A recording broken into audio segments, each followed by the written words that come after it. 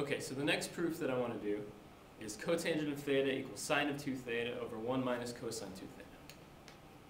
So again, please hit pause on the video, try to work it out on your own, and come back and we'll talk about a couple ways to do it.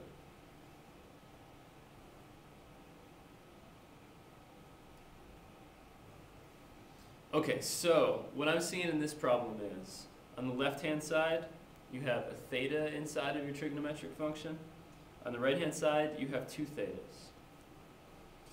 What that means is that at some point in this problem, we're going to have to use a double angle identity.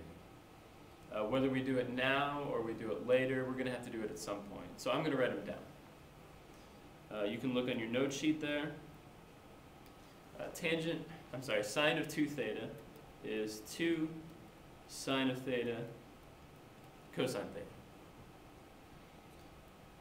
Cosine of 2 theta has a few different versions. One is cosine squared minus sine squared. If you rewrite that using your Pythagorean, your fundamental trig identity, you'll get 1 minus 2 sine squared theta. Or you could rewrite that using your fundamental trig identity, and you would get, let's see, 2 cosine squared theta minus 1. So those are your 3 options for cosine of 2 theta. I'm just going to go ahead and plug them in, and I'm going to pick one of these 3 for cosine of 2 theta. I'm going to pick that middle one right there. Now, no matter which one you pick, you're still heading in the right direction. This is going to make our lives a little bit easier, but no matter which one of these 3 you pick, it's still true, so you've done everything right. I'm going to plug in now those 2 identities. Sine of 2 theta is 2 sine theta cosine theta. And the denominator becomes 1 minus, and then cosine 2 theta, I'm going to use 1 minus 2 sine squared theta. Now the reason I used that version of the cosine 2 theta identity is that I noticed that if I did this, that this one and that one are going to cancel. Now if you didn't notice that, it's fine. You'll have to use one more identity towards the end of the problem. But I'm going to do it like this first, and then maybe we can come back and do it a different way. Okay, so if I'm using this version, the 1's are going to cancel from the denominator. I'm going to get 2 sine theta cosine theta. And the 1's will cancel, the minus and the minus becomes a plus, so we get 2 sine squared theta. Now we're in a good position. What you'll notice is that these 2's cancel, and also that sign in the numerator is going to cancel with one of the signs in the denominator, leaving us with cosine over sine. Cotangent equals cosine over sine. That's true, so that's it. We have cotangent equals cosine over sine. That's our identity, we've proved it. Now, like any other identity, there's got to be another way. Let's start over.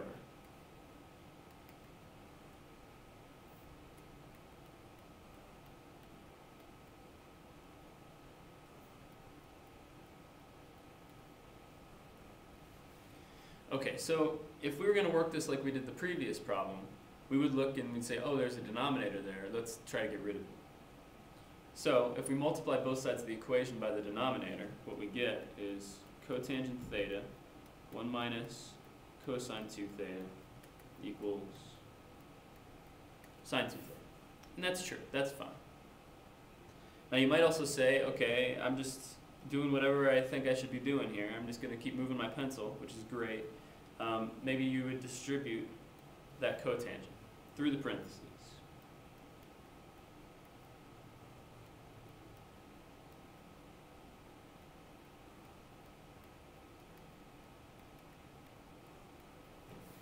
And you might have gotten to this point, which is fine.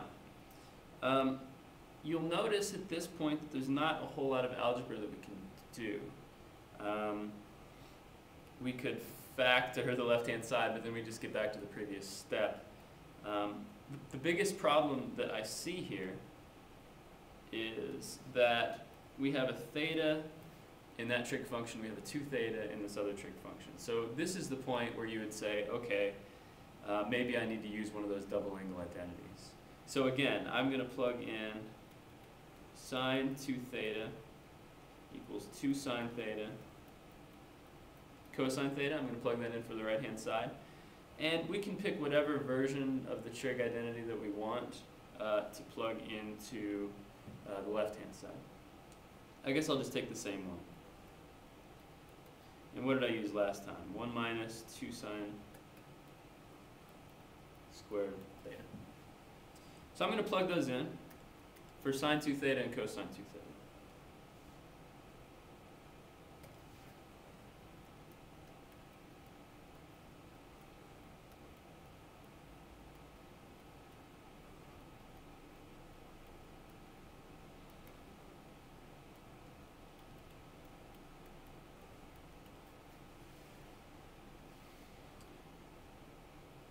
So we get to this point. And it looks like I plugged everything in right, so we're good to go. Okay, so now at least we have all thetas. Everything inside one of our trig functions, all the arguments as they're called, they're all theta.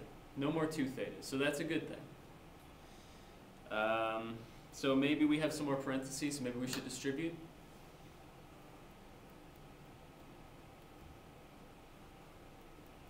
So I'm distributing that cotangent through the parentheses.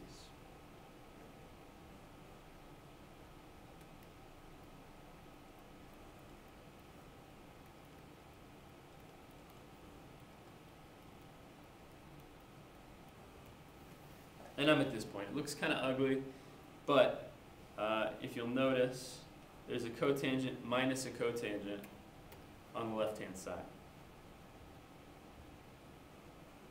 So now we're in a good spot again. We have one term on the left side, we have one term on the right side. Everything is theta. There aren't any 2 thetas. So we should be good to go at this point. We just have to show that 2 cotangent sine squared equals 2 sine cosine. So the only way to do that is to use a little bit of trigonometry. You know that cotangent is cosine over sine. So hopefully if we plug that in, we'll get the left-hand side to equal the right-hand side. So I have 2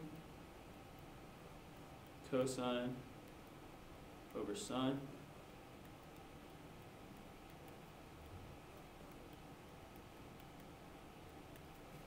Now those two things should be equal. Let's take a look.